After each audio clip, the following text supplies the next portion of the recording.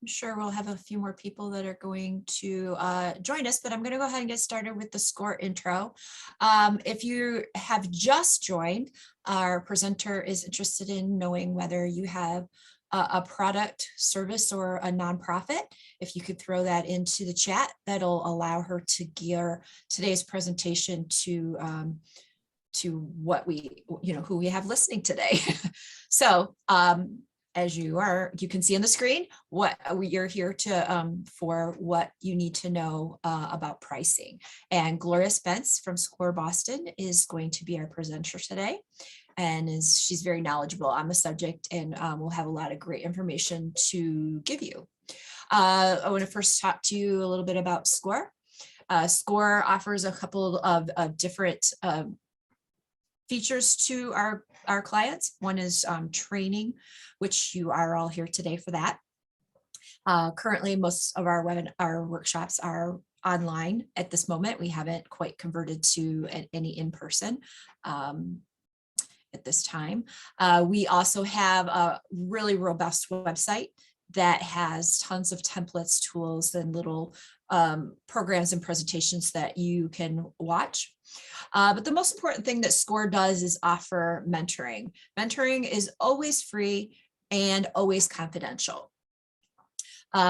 We have mentors from all different backgrounds with all different expertise and experiences to share with their clients. Our mentors are volunteers who are giving back to the community. The nice thing about SCORE is it's also a national organization. So if for any reason we don't have the expertise you need in our chapter, we can reach out to the district or the nationwide database to help you find the answers that you need. So how do you get a mentor? Very easy. You can go to the different chapter sites listed here, and I will put those in chat after my intro.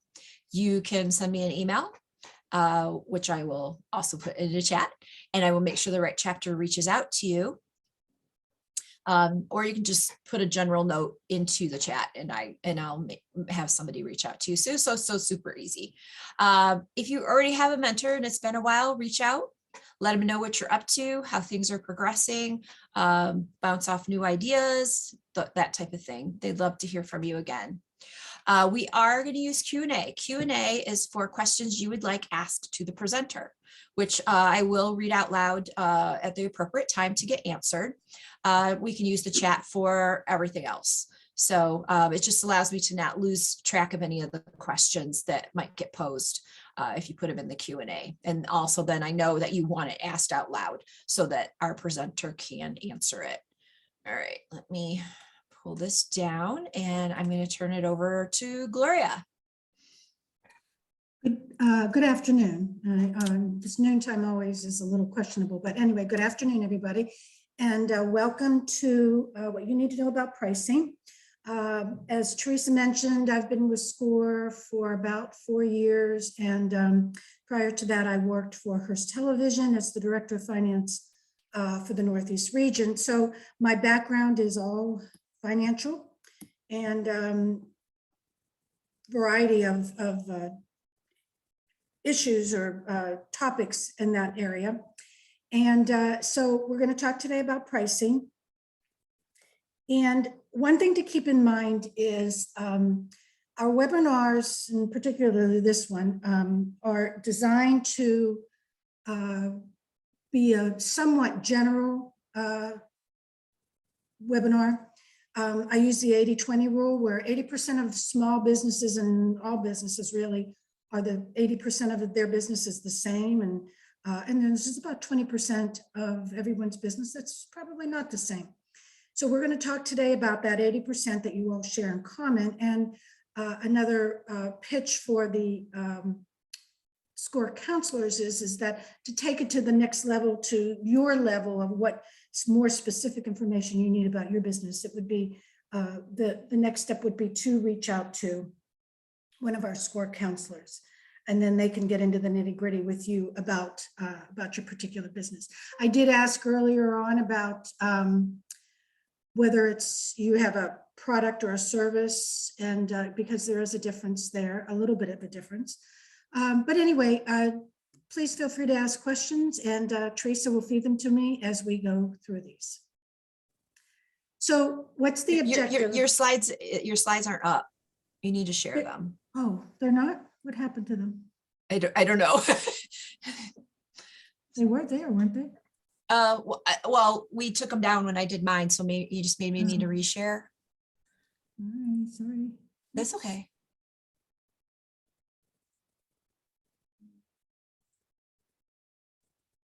And of course, I can't find the little thing down the bottom. Wait a minute.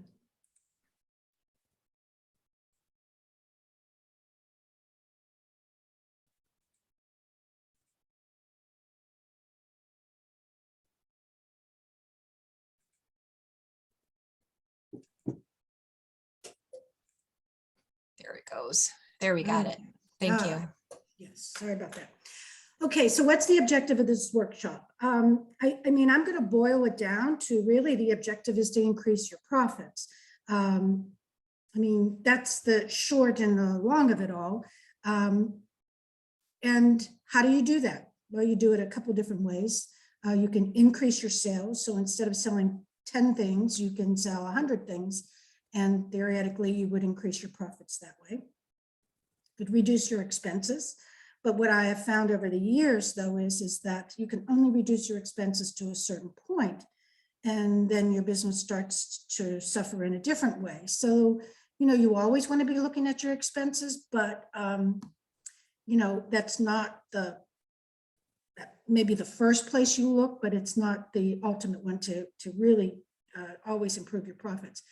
And then the last one is it's the increase the price of your product or your service. And you know, mathematically and just talking about it, it's really the easiest to do this way. But as you're in business, you'll find out that most things are not as easy as they appear to be. But this is the section here that we're going to talk about today. How do you increase the price of your product or service to increase your profits? So where should I set my price? How much do I charge? What if I charge too much? What if I charge too little? And I have written here in parentheses score, because what we have found is that most new businesses just starting out tend to undercharge because, you know, for obvious reasons, I think they're a little insecure. They don't know, they don't want to charge too much, but, and you know, that's okay, but be open-minded about that, to reevaluate it periodically so that you don't get, so that's not the reason why your business is not being successful. And even if you charge too much, I mean, that's an issue as well, because, you know, maybe your product isn't worth that much, or maybe you're, you know, it's just too much. And so either scenario can have the same business impact where you don't have the right customers coming to see you. You may not be able to get their attention because the price is too high or too low. Suspicions about your quality if your price is too low.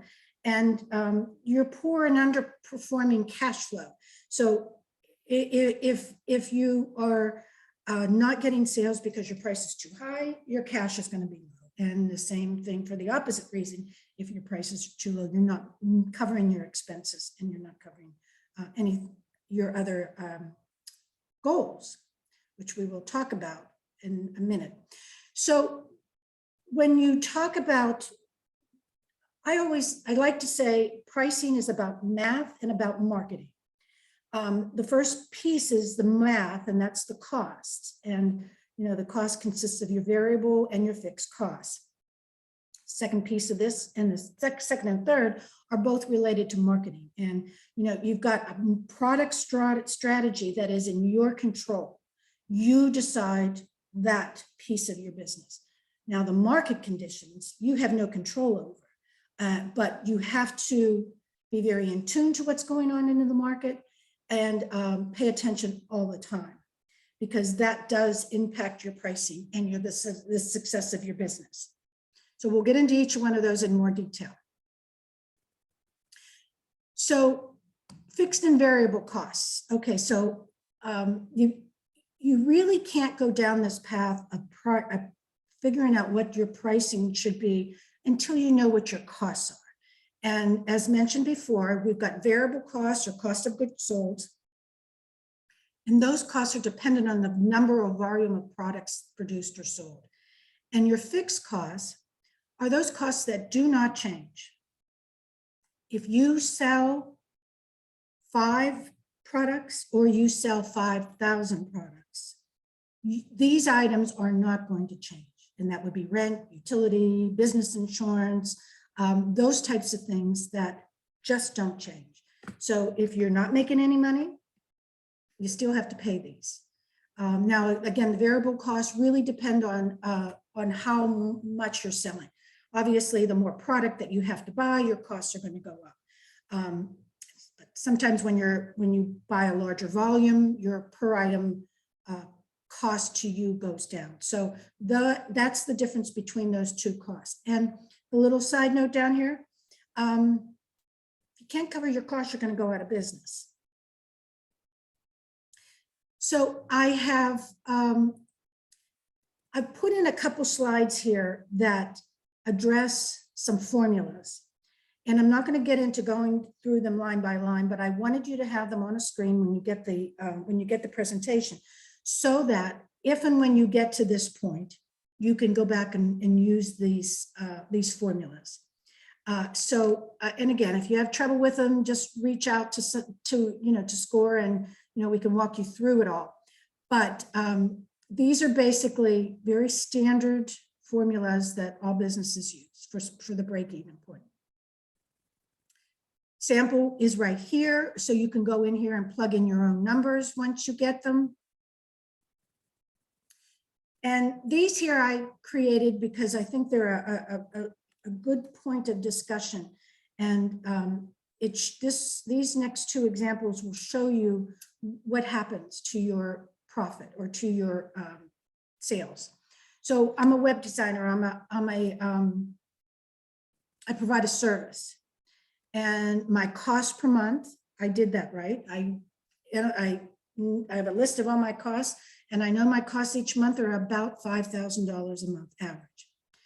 Right now, I'm charging $50. So if I work a 40-hour week for 4 weeks for a month, 40 times 50 gives me $8,000 in sales.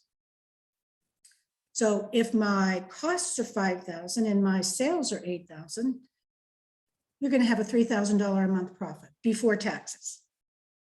So what happens when you increase your $50 hourly rate to $60? You get $4,600, which is another $1,600 more than before. And if you raise your rate to $25, you're now at $7,000 a month, and your profit is $2,000. I'm sorry, yeah, $2,000.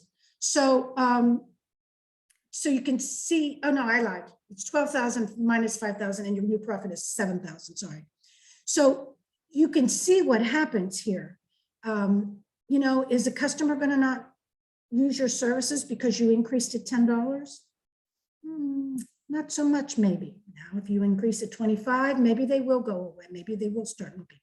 So the trick here is to find the sweet spot.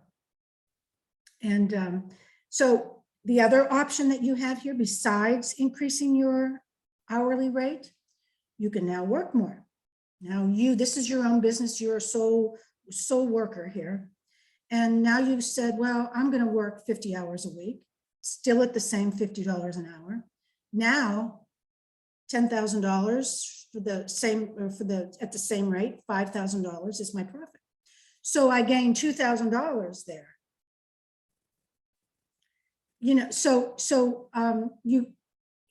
That's another way of doing it. But do you really want to work more hours, or when you could really get the same or more money by increasing your hourly rate?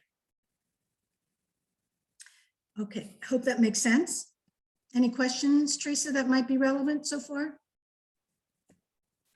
No, we don't have any questions posted yet. Second example, beauty salon. To operate the beauty salon, again, it's another $5,000 a month.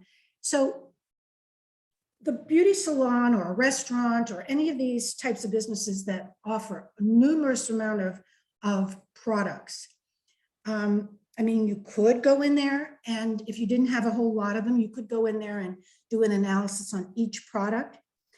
But I mean, remember, these are all estimates. So, you know, that it's going to be a lot of work is my point. So what I suggest doing is getting an average, price out all your different services or products that you have. Mostly this is a good way to do this for services. Average out your services, you know, haircuts, you know, $50, nails are $20, and color is $80, et cetera, et cetera. And so I average them out and I get $30. So now what do I need to break even? Remember, I'm looking at this a different way. I need 42 customers to come in my door every week. And some of them are going to be less than 30, some are going to be more, but it's an average, it's a guesstimate.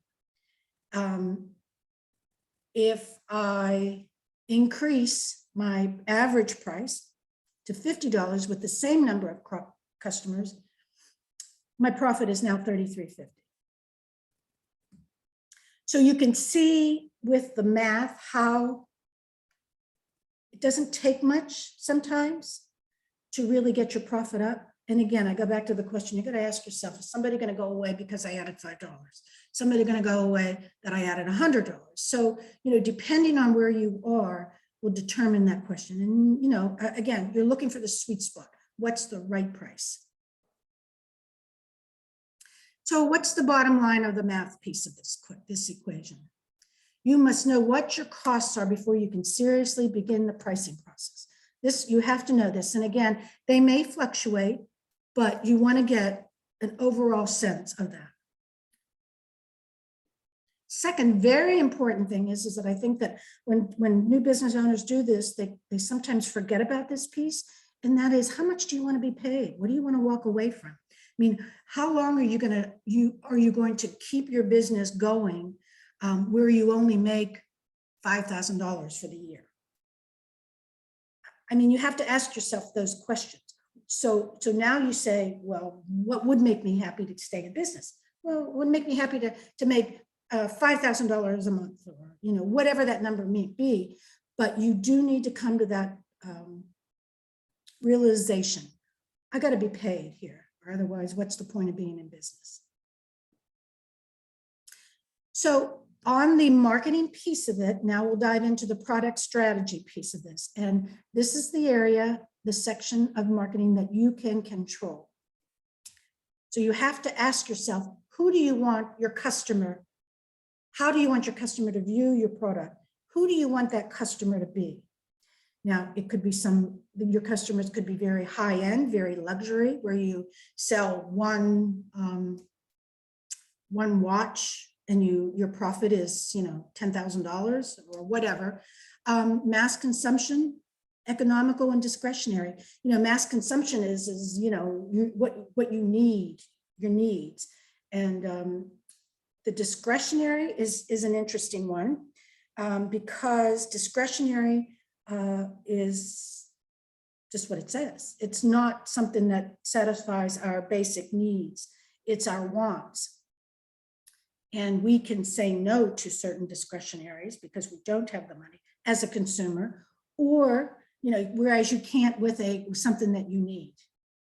So you got to keep that in mind when you are thinking about who is my product going to appeal to, and is it discretionary or is it a necessity?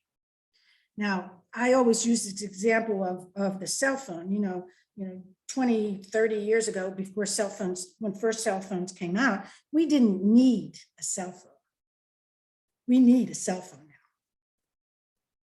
So that's not to say you can't create a demand for your product as it being a need, but it means that, first of all, it'll take a little while to do that, but you also can create a need. So when you are thinking about who your market is, who your customers are, you want to look at these 4 categories. And when you do this exercise on your own about your own business, you want to answer these questions individually. So where is my area? Is it just regional? Is it, do I have to worry about climate? Do only people who are in cold climates need hats and coats? Probably, you know. So, and the population, where is the population? How big is the population? Demographics would include your age, your gender, and your income, occupation, education, nationality, and race. And why are these important? These are important because these certain demos, certain products will appeal to some of these people, some here on this list, and other products won't. Is the same product going to appeal to somebody who's 20 as to somebody who is 80? Maybe, maybe not. But you have to identify, do these areas, will they attract and attract customers to my product? And the income, you know, everybody's going to have an income to spend, but is it a lower income? Is it middle income or higher income? So all these are important. Psychographic. These include lifestyle interests and personal values. A good example of this is somebody who is very active, you know, somebody who goes to the gym, and then even more specifically, hikers. You know, not everybody hikes. So you want to make sure that where you are advertising or promoting, or where your clients are going to come from, if your product appeals to a hiker, then, you know, you're ruling out a lot of other people, which is fine, but you just need to know what this psychographic is. And another example that's becoming quite popular these days is a business giving back. You know, they'll advertise, I'm, you know, for every product I sell, I give 50 cents to breast cancer. And to a lot of people, these things are important. Are they going to be a deal breaker? Maybe, maybe not, but it will, could, should still attract a group of people that may otherwise not. Behavioral. Is this a product or a service that you only need on occasion? An example of that would be balloons for a birthday when you go to the party store. You know, how often am I going to go to the party store? Only when I'm having an occasion that warrants it. Brand loyalty. Do I have a loyal, am I loyal to a particular brand? You know, a lot of people do that with cars. Soft drinks, you know, the Pepsi and the Coke type of thing. Usage, how are they going to use it? And are there any other benefits from this, from your product or service that will address something that is unique to me? Another area that's in your control is your company objective, your values, your goals. What do you, where do you see your future of the product or service that you're providing? You know, generally when you're starting out, you start out a little small. Perhaps you don't start off with all of your products or services in the beginning because you're overwhelmed and you want to see how these things go and drive. But ultimately, you should, or if you do have some other products or services in mind, keep that keep that on the top of the service to think about what you're going to do next. Company direction.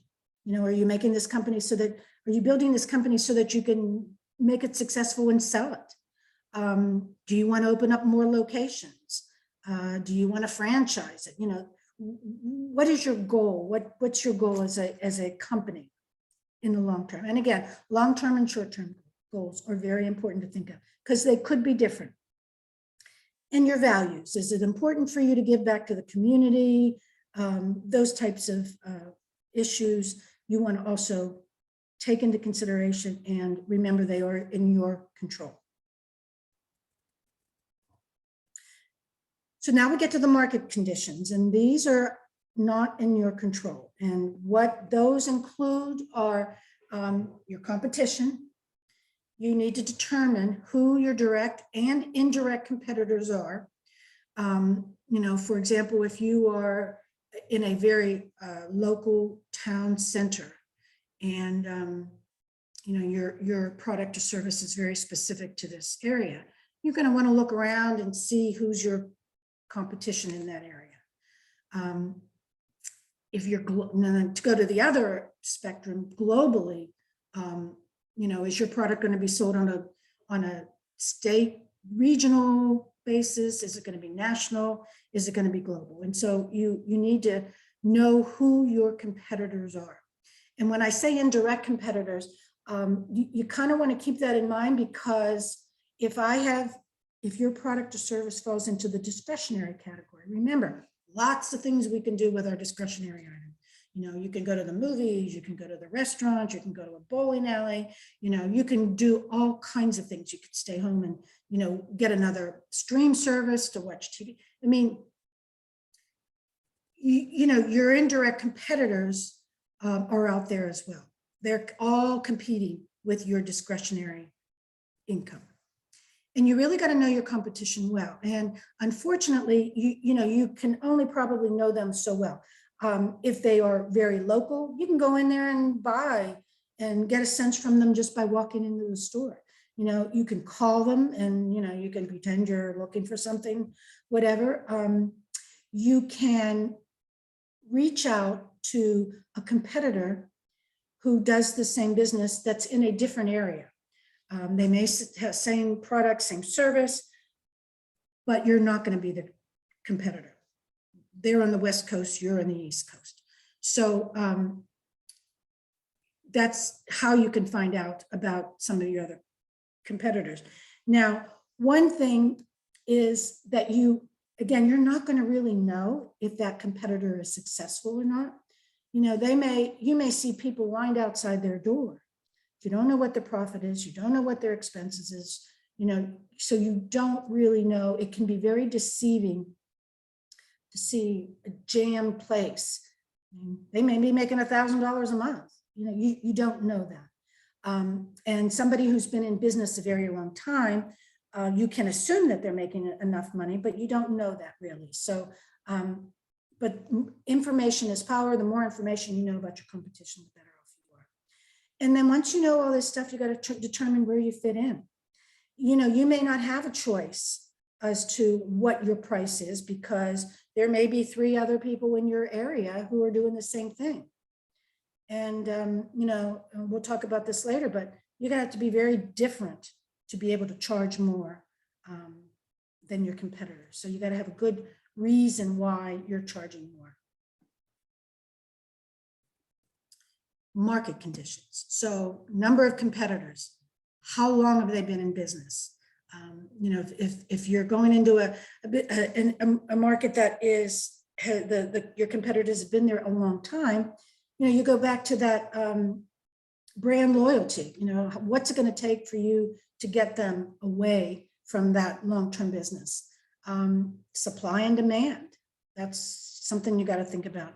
Commodity versus specialty, back to the need versus the wants. And then the national and the local economy. You got to know this. And again, global impact. One thing that I think is very important is to understand the industry as well. You need to know if your industry is growing or it's mature. And I throw this in here because it explains that theory a little bit better. If you're a startup and you're at the bottom, it's pretty carte blanche, I would say. Especially if it's a new product or new service, you don't really, you don't have anything to follow. That's good news and bad news as well. And then as the industry grows, look what happens. Every industry reaches a maturity point. It's what they do with their business once they get to that mature phase. What are they going to do? They can either decline or they can reinvent themselves and come up with something to at least keep that line stable so that it doesn't drop all the way down or too far down. That's why this is important. Now, I'm not suggesting that you don't get into a business that is mature or declining, but be aware of it and be aware of what you're going to need to do to make that business successful. A business that's mature, there's a lot more information out there on them. So you've got a lot more knowledge to deal with it. When you're starting in a new, brand new area, you're reinventing everything. So it becomes a little bit more difficult, but it's also more open for you to make your own decisions and choices. Pricing strategies. There are a ton of these out there, and I've only included 4 of them here because these are the 4 basic ones that most businesses use. Excuse me. Markup pricing. This is the easiest one. This is the one where we say, well, it costs me $50 to produce this. I'm going to just do 20%. So my profit's 20%. That's an easy one. A lot of businesses do that. Can be competitor-based pricing, which we've talked about. You just take a look around, see what your competitors are doing, and bam, that's it. Value-based pricing. What is the perceived value of this, of your business, product, or service? And that's the image that you want to portray. I want to have a business, a product that is high-end. So this category here may have nothing to do with your pricing because you're going to charge so much more over your costs, and that's because people will pay for it. Tiered pricing, and this one is a good one for services because you can use it to get people into the door, to test you out. A basic package. If anybody who uses QuickBooks, they can see that. You could see how QuickBooks charges, it has 5 different plans that you can charge. And it's to get people into the door, not charging them a lot of money, show them what you can do. And then they can keep going up in your offerings. You can get the deluxe instead of the basic. But it's a good way of bringing in new people. Car dealers do this. You've got a low-end model and they've got a high-end model. And so, this is kind of tiered for them. So markup pricing, as I said before, production costs, set amount, and this is your profit. This is your return. Obviously do the math on it, and and this is what you're going to take home. Now, as we say here, this doesn't take into consumer demand or the competitive pricing in your account, which could put you at a disadvantage. So that's why you have to, if you're going to charge more than your competitor, you better have a very good reason why you're doing that. Example, I have total cost $100 to produce, and you decide 20%. So now my selling price is $120. It is arbitrary. You back into your profit with the markup pricing one. And you should find out if your industry has typical markups. Retailing has a basic markup policy. Grocery stores do. Grocery stores deal with volume. Their markup is very small, but they make their money on volume. Competitor-based pricing, again, 3 options. You can price lower, you can price the same, or you can price higher. And examples would be business that have lots of competitions: pizza, coffee shops, nail salons. You could have 2 of these within this, 3 of these within the same block. So how are you going to differentiate yourself from these other ones? Value-based pricing, value of the product. Again, why it's based on the benefits it provides to the consumer. Could be convenience, delivery, turnaround service. It could be well-being. It could be reputation, or you just may simply just love this toy, this whatever. And this one here is used more commonly for luxury and designer brands, where your profit margin is very high. Tiered, using the pricing structure off of good, better, best. Mass market, premium, luxury. As I said before, it can help you capture a larger portion of the market by offering multiple options for a range of shoppers. And it offers packages at different price levels. You bring in the customer and then you upsell them. Value-based, rather, it considers the value of the product or service rather than how much it costs to produce. Value is based on the benefits it provides to the consumer. Oh, I did this already. Okay, sorry.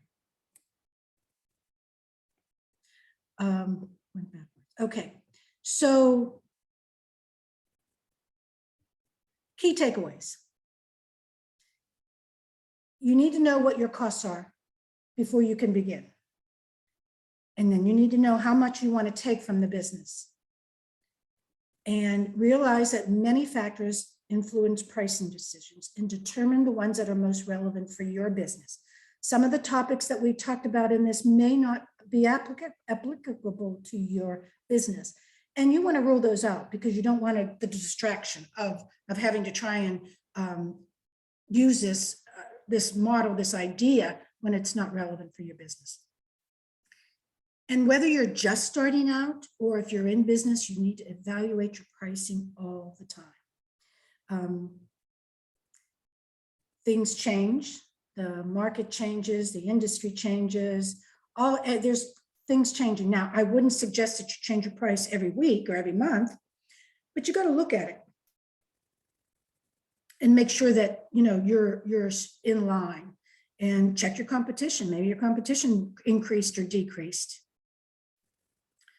And you also want to keep in mind that industry cycle as well when you're doing the ongoing evaluation. As I mentioned before, SCORE clients research tend to price too low, and it just, it's almost human nature. But if you know that, then you can kind of take a deep breath and go a little bit extra more. And in my opinion, increasing your pricing is the easiest way to increase profits. Finding that sweet spot. And one of the things too is ultimately the consumer determines the price. If you've got your business going here and people aren't buying, they're not coming in, you need to look at your pricing. Is it too high? Is it too low? And if they're not buying it, again, you got to find that sweet spot. If you don't find the sweet spot, you could go out of business. So you do have to keep that in mind. And that is it. I would be happy to take questions, to repeat anything again if I went too fast. Yeah, we can, please get your questions into the Q&A, or you can put them in the chat at this time since we're at the end, and Gloria can address those. You can also consider talking to a SCORE mentor. And I think we did put some of that information at the beginning, but I can repost that real quick. The websites for, oops, went too far. My email address. Yes. Are there special methods to decide value-based price? There's no formula for that. It's, again, you look at if there's any competition out there, you look at that.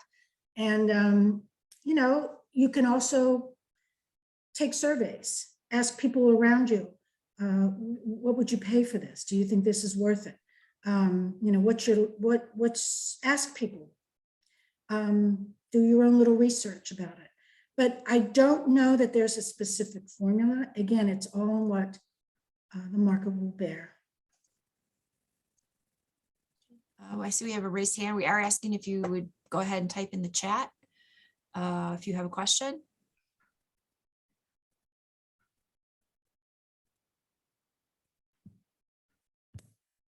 How do you like to give the free samples to the potential customers? What do you think about free samples to potential customers?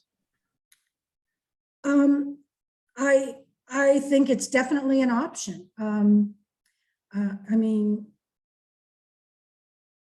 It's definitely an option. You're going to have to include it in your costs.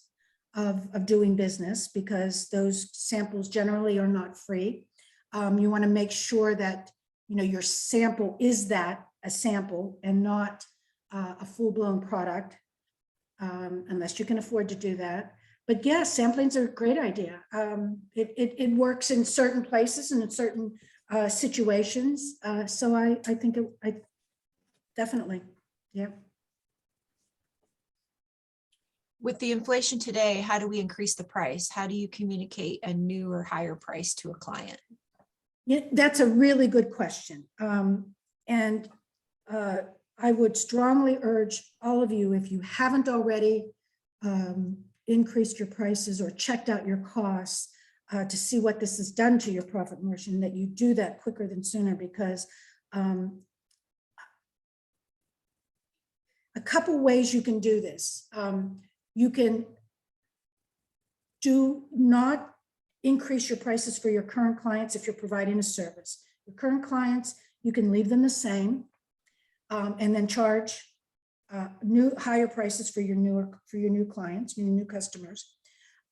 You could reach out to your current customers and say, effective 30 days from now, 60 days from now, whatever you feel comfortable with, what you think it would absorb. You can say, my price is going to go up June 1st, and the new price is going to be blah, blah, blah. You give them a little bit of warning. You test the waters to see what they're going to do. They're going to stay, they're going to shop. You know, maybe you don't want to give them too much time, because they will go out and shop. But in order to keep up with inflation, you've got to go back and reevaluate your costs, update your costs, what your costs are under this new inflation. That's the first step that you have to do. What are they? Well, how much has changed? And then you have to change your price. Yeah, I have another similar question. For a catering business, how do you adjust the price for the high pricing of food? Say that again. It's a similar question. They have a catering business, and how would you adjust for the high prices of the food? But it's a similar answer. Yeah, I mean, if you can't, for whatever reason, go in there and find out, you know, catering is hard because, you know, you're talking about all the food, and, you know, look at historical information and see where those prices are going.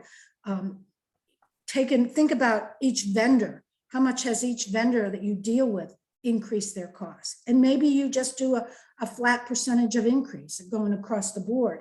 I get concerned that small businesses have not kept pace with this inflation.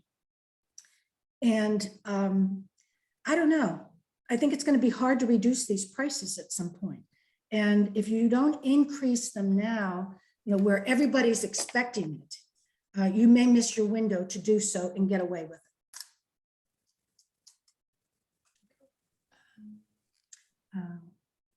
Is it difficult to raise price and then lower it? Could you tell us if it is a good strategy to start with a high price and then bring it down?